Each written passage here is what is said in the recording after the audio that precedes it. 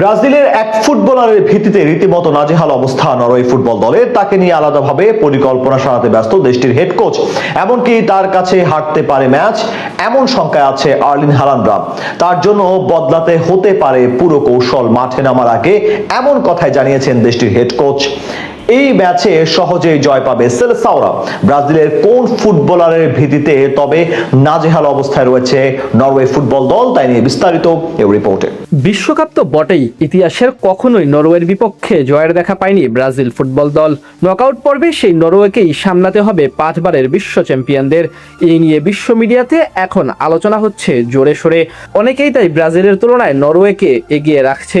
তবে বাস্তবতা হলো ব্রাজিলের এক ফুটবলারের ভিত্তিতেই রীতিমতো নাজেহাল অবস্থা নরওয়ের কোচের।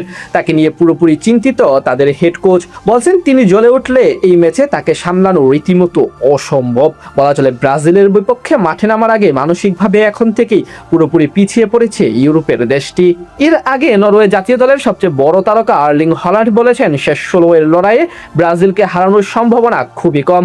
আইভরি কোস্টের বিপক্ষে জয় পেলেও সেলেসাওদের সাথে পেরে ওঠা সম্ভব না তাদের।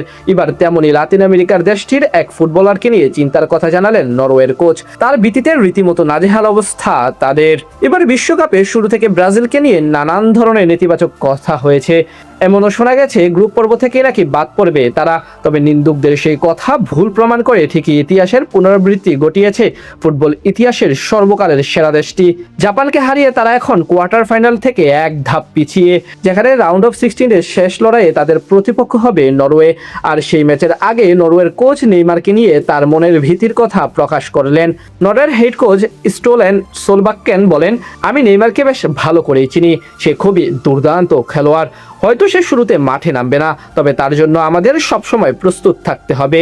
আমার কাছে নেইমার অত্যন্ত বিপজ্জনক একজন খেলোয়াড়। আমি জানি ব্রাজিল দলের এবং অন্য খেলোয়াড়রাও তাকে একজন আইডল হিসেবে দেখে।